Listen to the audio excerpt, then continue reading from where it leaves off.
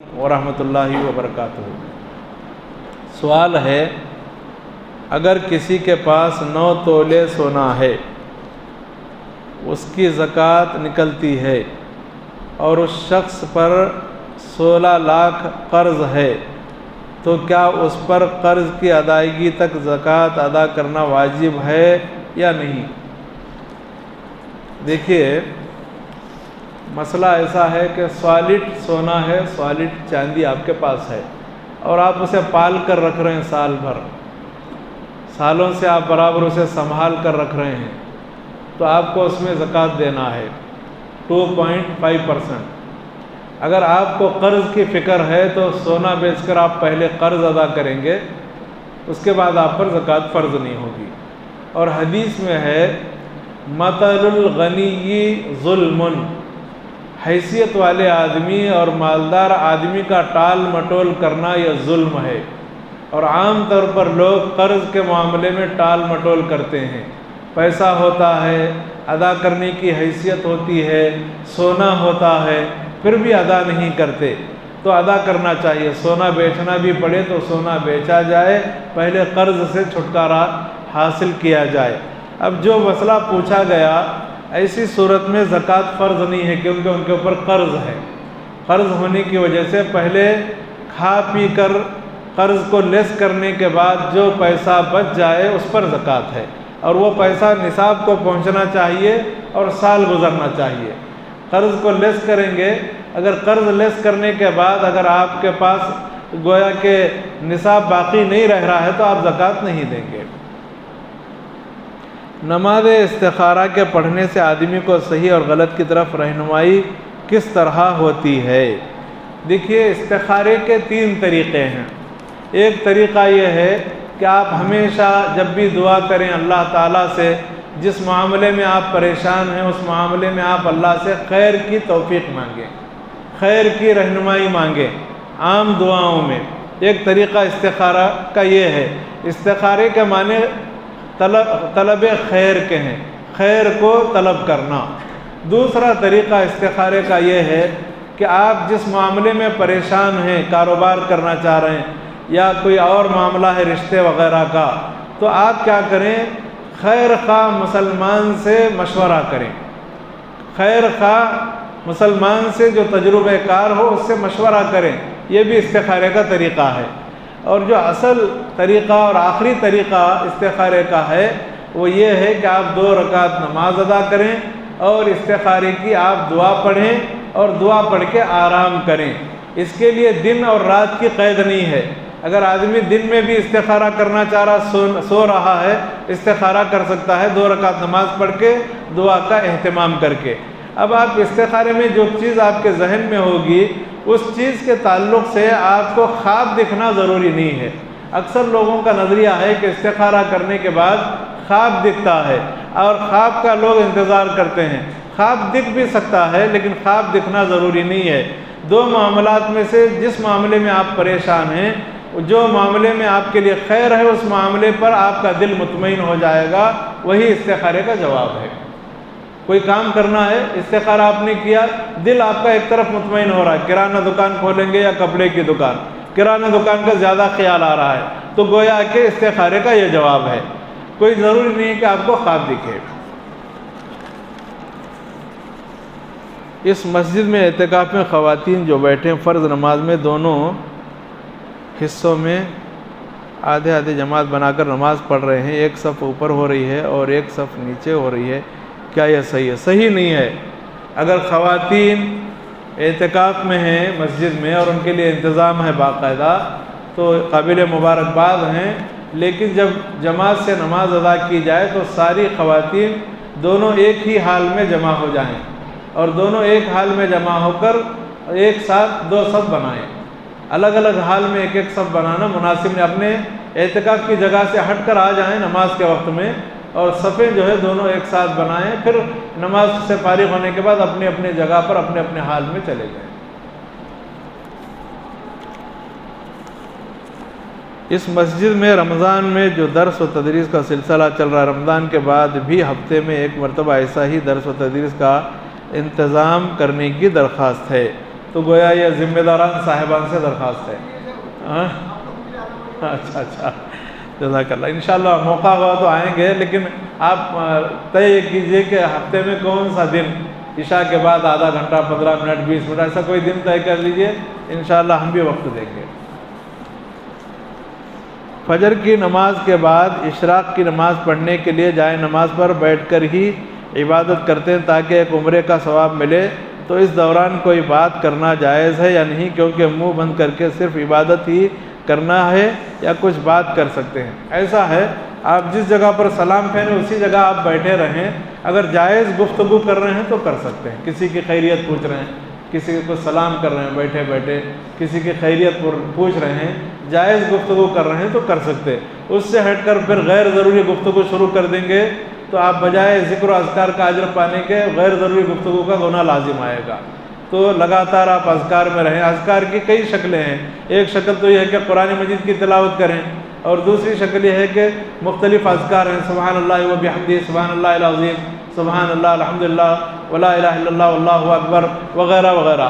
تو اذکار میں آپ مصروف رہیں، یا فرض نماز کے بعد کے جو اذکار ہیں ان اذکار کا اہتمام کریں.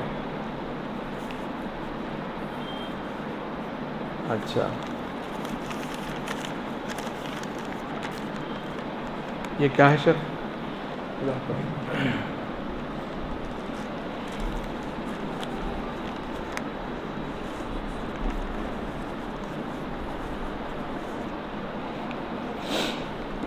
وتر کی نماز میں دعا پڑھنا ضروری ہے؟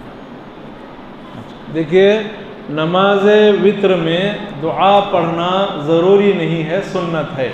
اگر فرض کیجئے آپ کی نماز وتر میں دعائے قنوت چھوٹ جائے یا کبھی آپ جان بوجھ کر چھوڑ دیں تو نماز پر کوئی اثر نہیں ہوگا. وہ ایک مسنون عمل ہے، اور البتہ اس مسنون عمل کی پابندی کرنا بہتر ہے. اگر چھوٹ جائے تو سزا سہو نہیں ہے اور کوئی ملال کی بات نہیں ہے. نظر بد کیسے لگتی ہے اور اس کا علاج؟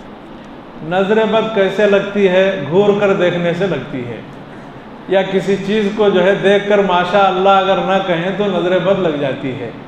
تو نظر بد کا علاج کیا ہے؟ مخصوص اس کی دعا ہے، اعوذ بکلمات اللہ التامہ وغیرہ، یا بسم اللہ الذی لا یضر مع اسمہ شیء. یہ جو دعا ہے اس دعا کا اہتمام کریں، انشاءاللہ نظر بد کا ازالہ ہو جائے گا. وضو کن کاموں سے ٹوٹتے؟ اچھا، جزاکم اللہ. وضو کن چیزوں سے ٹوٹتا ہے؟ نواقض وضو سبیلین سے خارج ہونے سے وضو ٹوٹ جاتا ہے.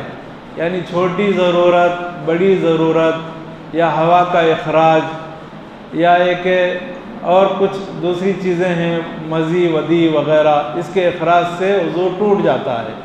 اور اسی طرح سے گہری نیند سو جانے سے وضو ٹوٹ جاتا ہے، کہ آدمی ٹیک لگا کر اتنی گہری نیند سویا کہ اسے کوئی ذرا سا ہاتھ لگا گر جائے گا تو ایسی صورت میں اس کا وضو ٹوٹ جائے گا. لیکن مسجد میں نماز کے انتظار میں اگر اونگ رہے ہیں تو اونگنے سے وضو نہیں ٹوٹے گا، گہری نیند سونے سے وضو ٹوٹ جائے گا. اسی طرح اونٹ کے گوشت کھانے سے وضو ٹوٹ جائے گا. اور اگر قے ہو جائے کسی آدمی کو، یا متلی ہونے کی وجہ سے قے کرنا پڑے منہ میں انگلی ڈال کر، تو قے کرنے سے یا قے ہو جانے سے وضو نہیں ٹوٹے گا. اور اسی طرح خون وغیرہ لگا، بعض لوگوں کا خیال ہے کہ اعضائے وضو پر اگر خون وغیرہ نکل گیا تو وضو ٹوٹ جاتا ہے. ایسی کوئی بات نہیں، وضو نہیں ٹوٹتا، کیونکہ صحابہ کرام رضوان اللہ علیہم اجمعین جنگوں میں شریک رہتے تھے اور ان کے جسم زخمی ہوتے تھے، اسی حالت میں نماز پڑھتے تھے، تو اس سے وضو نہیں ٹوٹتا. بنا وضو قرآن پڑھ سکتے ہیں؟ قرآن مجید کی تلاوت کے آداب میں سے ایک ادب یہ ہے کہ باوضو پڑھیں تو افضل اور بہتر ہے، کیونکہ اس میں خشوع خضوع پیدا ہوتا ہے. باوضو اگر آپ قرآن کی تلاوت کریں تو خشوع خضوع پیدا ہوتا ہے، افضل اور بہتر ہے. لیکن وضو کرنا ضروری نہیں ہے، بغیر وضو کے قرآن مجید کو ہاتھ میں پکڑ سکتے ہیں اور تلاوت بھی کر سکتے ہیں. اور اگر سجدہ تلاوت آ جائے بیچ میں تو اسی حالت میں بغیر وضو کے سجدہ تلاوت بھی کر سکتے ہیں. سجدہ تلاوت کے لیے وضو ضروری نہیں ہے. کیا قرآن مجید کو دل میں پڑھ سکتے ہیں بنا آواز؟ دیکھیے قرآن مجید کو بنا آواز کے دل میں پڑھنے کے سلسلے میں سوال ہے.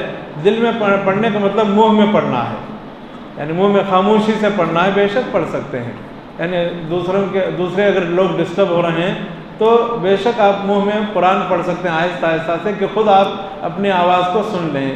لیکن اونچی آواز سے پڑھنے کا فائدہ یہ ہے کہ خشوع خضوع زیادہ پیدا ہوگا اور توجہ زیادہ ہوگی. روزے کی حالت میں برش کر سکتے ہیں؟ روزے کی حالت میں مسواک تو کر سکتے ہیں. جو پیلو کی کاڑی ہوتی ہے وہ مسواک کر سکتے ہیں روزے کی حالت میں. اگر برش کر رہے ہیں، صرف سادہ برش گھما رہے ہیں، تب تو کوئی بات نہیں ہے. لیکن پیسٹ لگا کر آپ برش کر رہے ہیں اور اس پیسٹ کا اور مٹھاس کا اثر حلق میں اترنے کا ڈر ہے، تو بہتر ہے کہ پیسٹ استعمال نہ کیا جائے. البتہ اگر احتیاط سے کوئی آدمی پیسٹ استعمال کر رہا ہے تو کوئی مضائق نہیں، اور احتیاط حد درجے ہونا چاہیے کہ حلق میں مٹھاس نہ اتر سکے. استخارہ کرنے کے بعد کیسا سمجھے کہ وہ کام ہمارے لیے بہتر ہے یا نہیں؟ دیکھیے استخارے کے بعد کیسے سمجھیں کہ وہ کام ہمارے لیے بہتر ہے یا نہیں ہے. استخارہ آپ نے کیا ہی اس لیے ہے کہ معلوم کریں کہ بہتر ہے یا نہیں ہے. اگر آپ کا دل مطمئن ہو رہا ہے، 1 دن 2 دن 3 دن آپ نے استخارہ کیا، ایک کام پر آپ کا دل مطمئن ہو رہا ہے، تو اس اطمینان کو جو ہے وہ اللہ کی طرف سے فیصلہ سمجھ لیں اور آپ اس کام کو انجام دے دیں. دعائے قنوت میں ہاتھ اٹھانا ضروری ہے؟ جزاک اللہ. دعائے قنوت میں ہاتھ اٹھانا یہ ضروری نہیں ہے. اگر کوئی اٹھانا چاہیں تو اٹھا سکتے ہیں. البتہ اگر دعائے قنوت میں ہاتھ باندھ کر ہی دعائے قنوت پڑھ رہے ہیں آپ، اور دعائے قنوت سے فارغ ہونے کے بعد رکوع میں جا رہے ہیں، تو جا سکتے ہیں، یہی افضل ہے. اگر کوئی آدمی ہاتھ اٹھانا چاہے دعا ہونے کی وجہ سے، ہاتھ اٹھا سکتا ہے، یہ جائز ہے. تو ہاتھ نہ اٹھانا افضل ہے، اور ہاتھ اٹھانا جائز اور درست ہے دعا ہونے کی وجہ سے. جزاکم اللہ خیر. اچھا یہ لیں.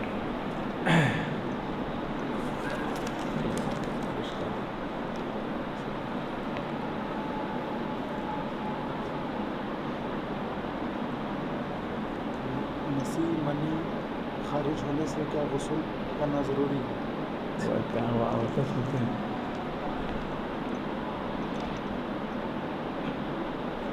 اگر کسی کو احتلام ہو جائے، برا خواب دکھے، اور برا خواب دیکھنے کے بعد غسل کی ضرورت پیش آئے، تو ایسی صورت میں غسل کرنا ضروری ہے.